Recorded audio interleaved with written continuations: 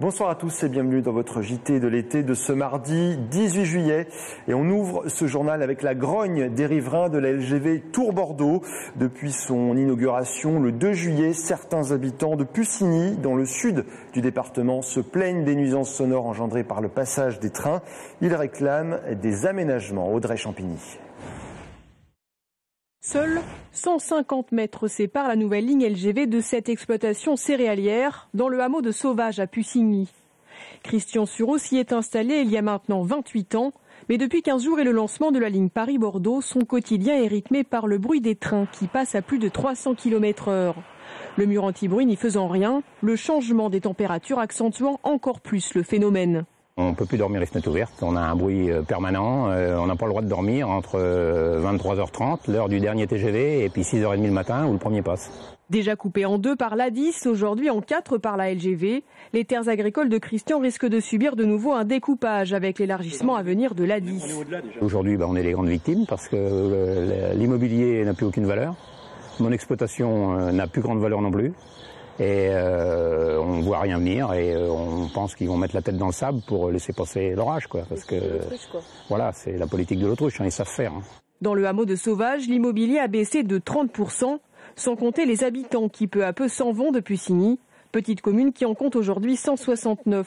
Ce qu'on a demandé là, c'est une amélioration des protections acoustiques, parce que c'est insupportable quand on est tout près de la ligne. Les gens ne vivent plus convenablement. Ils n'ont pas une vie décente. Et je ne comprends pas que les constructeurs de la ligne, qui savaient pertinemment ce qui allait se passer après, qui connaissaient les nuisances, attendent qu'on s'en aperçoive nous et qu'on mette en route un tas de choses. Donc il faut se battre, alors qu'ils auraient spontanément fait des choses, ça aurait été tellement mieux. Le constructeur Lisea a assuré que pour le moment, seuls de nouveaux tests pour évaluer le bruit des trains sont prévus d'ici la fin de l'année. Voilà, et puis en bref, le secrétaire d'État auprès du ministre de la Cohésion sociale des territoires, Julien Denormandie, sera à Tours ce jeudi. Un déplacement sur le thème de la fracture territoriale. Le ministre visitera la plateforme de solutions à la mobilité WeMove et la mission locale de Tours. Puis au cours de cette visite ministérielle, un sujet pourrait bien s'inviter dans les conversations, celui de la suppression de la taxe d'habitation et des économies imposées par l'État aux collectivités locales. 13 milliards d'euros évoqués hier par le président Emmanuel Macron. Séphora Namani a interrogé des maires d'Indre-et-Loire et vous allez le voir, ils sont inquiets. Promise par Emmanuel Macron, la suppression de la taxe d'habitation démarrera l'année prochaine et s'étalera sur 3 ans, annonce faite hier au Sénat lors de la première conférence des territoires. Un coup dur pour les petites communes d'Indre-et-Loire pour lesquelles cette taxe peut représenter jusqu'à 1/3 de leurs recettes. Pour pallier cette perte, le gouvernement s'est engagé à distribuer aux communes une compensation à l'euro près. L'élu que je suis et le maire de Nazelles-Négron que je suis, tout en étant complètement pour cette suppression de taxes, reste vigilant, puisque nous avons vécu la suppression de la TPU. On nous avait dit qu'il y aurait aussi à l'euro près un reversement et aucune perte. On a le constat aujourd'hui, pratiquement 7 ans après, que effectivement il n'y a pas eu de perte la première année. À cette éventuelle perte de revenus directs, l'obligation pour les communes de se résoudre également à 13 milliards d'économies. Et contrairement à l'État, les communes sont tenues d'avoir un budget à l'équilibre. Seule solution, revoir les budgets d'investissement et de fonctionnement à la baisse. Les services publics et de proximité comme les accueils de loisirs pourraient alors disparaître dans les communes rurales. Je pense qu'il y a un moment, il n'y aura qu'une solution, ce sera de fermer. Effectivement. Et ce qui est aussi un peu inquiétant, c'est qu'il y a aussi des travaux d'entretien des routes. Vous savez, les routes des petites campagnes, elles sont, même en ville, regardez les routes, même à Tours, on fait déjà des économies parce qu'on fait plus de travaux sur les routes. Et puis, il y a les nids de poules qui apparaissent, il y a des accidents qui sont provoqués par tout cela. Alternative proposée par les maires pour soulager leurs communes, que l'État reverse directement aux contribuables aux faibles revenus une allocation pour la taxe d'habitation, évitant ainsi sa suppression. La région Centre-Val de Loire est-elle attractive? C'est l'objet d'une enquête publiée par l'INSEE ce mois-ci. La bonne nouvelle, c'est que le territoire continue de gagner des habitants, mais peine à attirer des actifs. Aurélie Renaud. Une étude de l'INSEE du mois de juillet recense 325 000 déménagements dans notre région en 2014. Dans le détail, 54 000 personnes ont quitté le centre Val-de-Loire et 55 400 s'y sont installés. Parmi ces nouveaux arrivants, beaucoup de franciliens, dont de nombreux seniors. Ils viennent ici en retraite ou pré-retraite. Ils s'installent majoritairement dans le Loiret.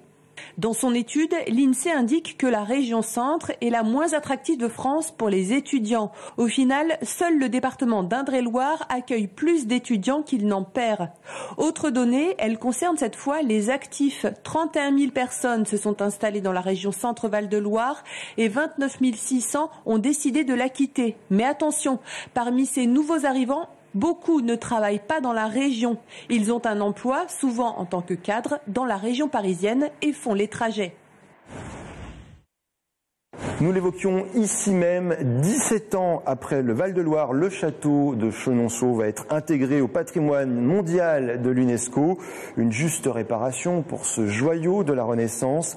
Alors qu'attendre de ce classement pour le 7e monument le plus visité de France? Élément de réponse avec Laura Cadeau et Audrey Champigny.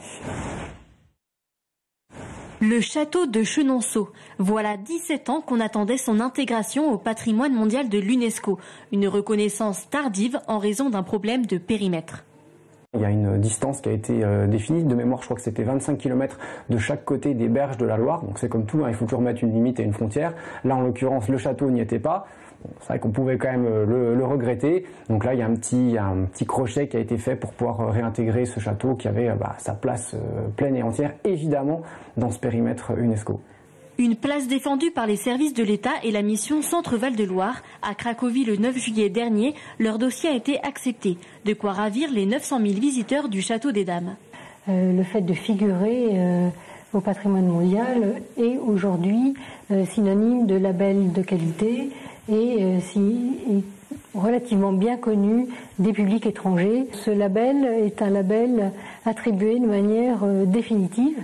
On peut en sortir, mais il faut vraiment qu'il y ait un gros problème de conservation du site. Le joyau de la Renaissance rejoint ainsi le patrimoine de l'UNESCO, au même titre que les 6 grottes du Jura en Allemagne ou la ville d'Hébron en Cisjordanie cette année. Voilà le château de Chenonceau, très fréquenté en ce moment. Il n'est évidemment pas le seul site touristique d'Indre-et-Loire à faire le plein cet été. À Semblançay, la Cénophérie attire chaque saison 12 000 spectateurs. Une belle réputation acquise grâce à ses bénévoles. Ils sont 600 sur le pont les soirs de week-end. Parmi eux, une famille au grand complet, la famille Meignier. Regardez. Jambe gauche. Qui viennent s'enrouler sur ta jambe. Parmi les cavalières confirmées de la Cénophérie, voici Joséphine, 15 ans. Déjà 4 saisons à Semblançay. Le spectacle débute dans 2 heures. Les chevaux galopent et trottent. C'est qu'il faut les détendre, qu'ils soient habitués déjà, il faut chauffer leurs muscles. Viens là. C'est Nerco. Donc lui, il fait la Céno depuis très longtemps. Il est super. Comme chacun des 600 figurants, Joséphine est bénévole, une passionnée. Tous ses week-ends d'été sont consacrés à ce petit Puy du Fou. À vrai dire, si elle restait chez elle à Fondette, la jeune cavalière se sentirait un peu seule. Bonjour Sabine, ça va? Toute sa famille participe à la Cénophérie. Le dernier arrivé, Michael, le père. Mon épouse, qui m'a un peu amené un samedi, un autre samedi, et puis petit à petit, elle essaye de m'amener de plus en plus à la Cénophérie. Tous les 4 évoluent dans la cavalerie. Un engagement total, risque du métier compris. Pour Marina, cela remonte à 1 mois à peine. Lors d'une répétition, j'ai chuté et j'ai été opérée du bras gauche et de la main droite. Je ne peux plus monter à cheval, mais je fais quand même la Céno, j'ai des scènes à pied, je me suis habillée mon plâtre et ça se voit pas. Leur conversation, mais si familière. 22h45, le spectacle vient de débuter. Les Meignier, père, mère et fils, descendent d'une malle-poste du 19e siècle. Joséphine, elle, s'est métamorphosée en barbare. 1h45 de spectacle, et c'est toute l'histoire de la Touraine qui défile sous les yeux des spectateurs. Goût de l'engagement, de l'amitié, volonté de pratiquer l'équitation dans un cadre inhabituel. C'est pour toutes ces raisons que les meuniers s'investissent. Et à la fin, la récompense. Ah ben impeccable, on a bien géré, on a essayé de se retrouver entre différentes scènes. Ça a été. Et on est toujours aussi émerveillés, on attend avec impatience les commentaires des spectateurs qui nous disent c'était super. Depuis bientôt 30 ans, la Céno vit grâce à des bénévoles comme les meuniers. L'association qui gère le spectacle ne compte aucun salarié. Et la qualité est au rendez-vous. La preuve, 800 spectateurs en moyenne se pressent à chaque représentation. Et on termine ce journal avec cette photo. Regardez, une alliance partagée plus de 150 000 fois sur Facebook depuis sa publication le 12 juillet. Son propriétaire est pour l'instant introuvable. L'anneau a été récupéré par un automobiliste sur l'aire de Sorigny, sur l'A10. Un indice, cette inscription à l'intérieur de l'anneau, Stéphanie, 7 juillet 2017. Pour récupérer l'alliance, le ou la propriétaire devra montrer patte blanche et présenter son certificat de mariage. Voilà, c'est la fin de cette édition. Merci à vous de l'avoir suivi. Passez une très belle soirée sur TV Tour Val de Loire. À demain.